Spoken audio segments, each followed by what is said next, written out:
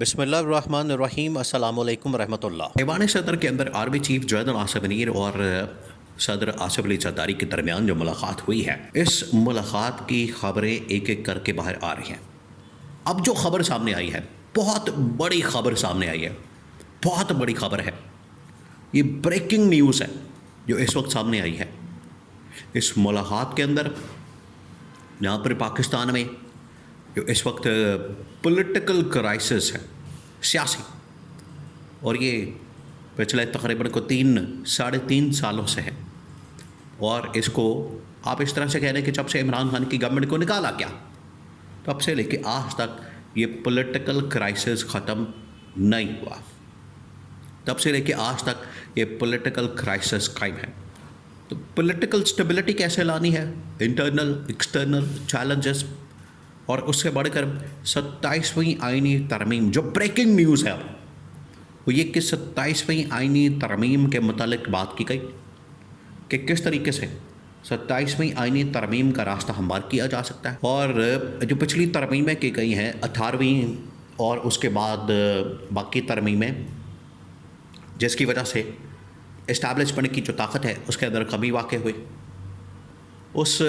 طاقت کو بحال کرنے کے لیے، ریسٹور کرنے کے لیے اتھارٹی کو، طاقت کو، پاور کو،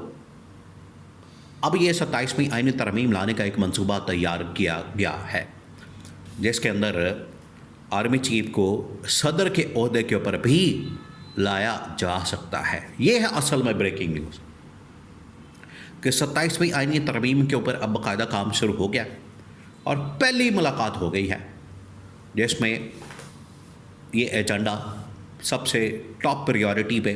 جو پوائنٹ تھا وہ 27ویں آئینی ترمیم۔ دیکھیں، اس ملاقات کے اندر 2-3 چیزیں ڈسکس کی گئی۔ نمبر 1 وہ یہ ڈسکس کیا گیا کہ پاکستان میں پولیٹیکل سٹیبلٹی لانے کے لیے عمران خان کی رہائی آزادی کتنی ضروری ہے۔ اگر آپ نے پاکستان میں پولیٹیکل سٹیبلٹی لانی ہے اور حالات و واقعات کے مطابق آپ نے فیصلے کرنے ہیں، تو اس کے لیے ضروری ہے کہ عمران خان کو باہر نکالیں، عمران خان کو رہا کریں، عمران خان کو آزاد کریں، عمران خان کی رہائی کے اوپر عمل درآمد کریں۔ اگر یہ آپ کام کر دیتے ہیں تو پھر اس کا مطلب ہے کہ پاکستان میں پولیٹیکل سٹیبلٹی آ سکتی ہے،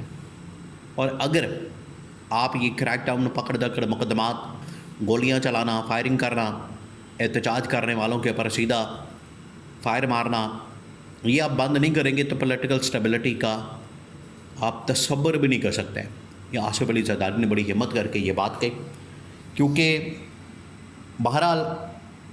وہ ایک پولیٹیکل لیڈر تو ہے، وہ ایک علیحدہ بات ہے کہ انہوں نے ہمیشہ حکومت میں آنے کے لیے پولیٹیکل راستہ اختیار کرنے کی بجائے اسٹیبلشمنٹ کے کندھے استعمال کیا، لیکن پھر بھی اس کی جانب سے یہ بات کی گئی جو کہ شریف خاندان کی جانب سے نہیں کی جاتی۔ شریف خاندان تو ہمیشہ طاقت میں آنے کے بعد یہ کام کرتا ہے کہ گولی مارتی جائے، فائرنگ کرتی جائے، جو بھی آپ کے خلاف کھڑا ہو اس کو اٹھا لیا جائے، غائب کر دیا جائے، جو آپ کے خلاف آواز اٹھائے اس کو اٹھا لیا جائے۔ یہ شریف خاندان کی جانب سے ہمیشہ اس قسم کی سیاست کی جاتی ہے، جس کی حالیہ مثال TLP کے اوپر مرید کے میں ہونے والی فائرنگ کا واقعہ،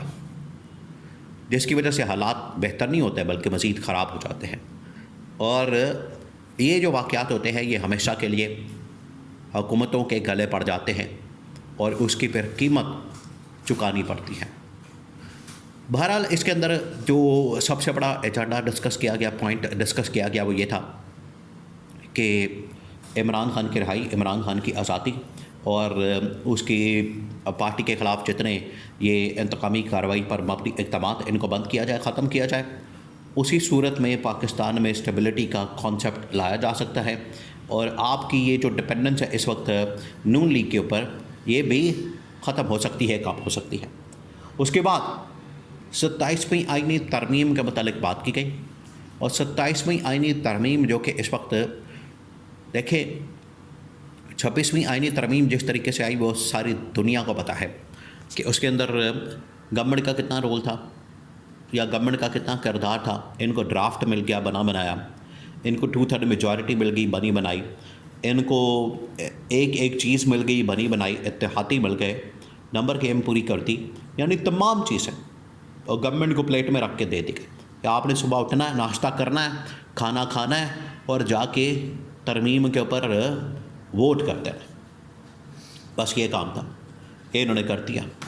अब एक बार फिर से यही अटैम्प्ट की जा रही है इस्टेब्लिशमेंट की जानिब से, और इस्टेब्लिशमेंट कोशिश कर रही है कि 27वीं आईनी तरमीम ला के ये जो इस्टेब्लिशमेंट की ताकत के अंदर कमी की गई 18वीं तरमीम के बाद बाकी तरमीमों के अंदर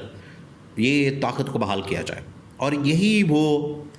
27वीं आईनी तरमीम रास्ता निकालेगी आर्मी चीफ के सदर बनने का।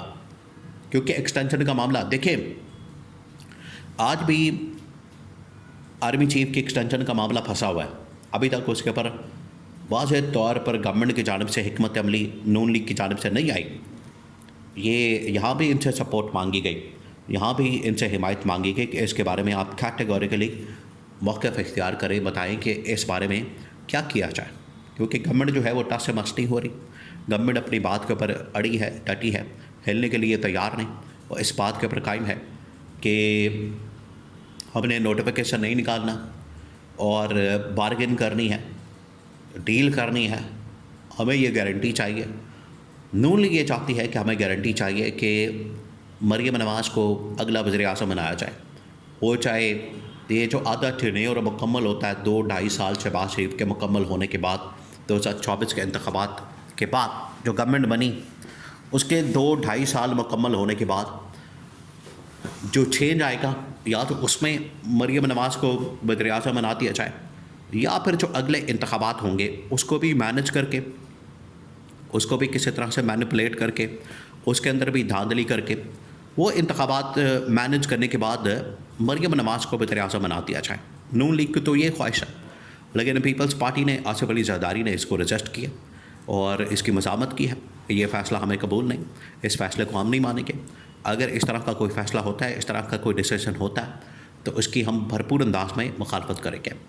अब 27वीं आईनी तरमीम आपने पास करवानी, नून लीग को साथ मिलाना है, बिल्कुल आप मिलाएं, लेकिन इस बार्गेन में, ये जो बार्गेन होगी, ये जिस किस्म की बार्गेन की जाएगी, इसमें हमने बिल्कुल भी हिस्सेदार नहीं बनना, और इस बार्गेन के अंदर हमने नहीं आना। हमारे साथ जो वादा किया गया, मुआहदा किया गया, एग्रीमेंट किया गया, वो यही था कि आपने आधा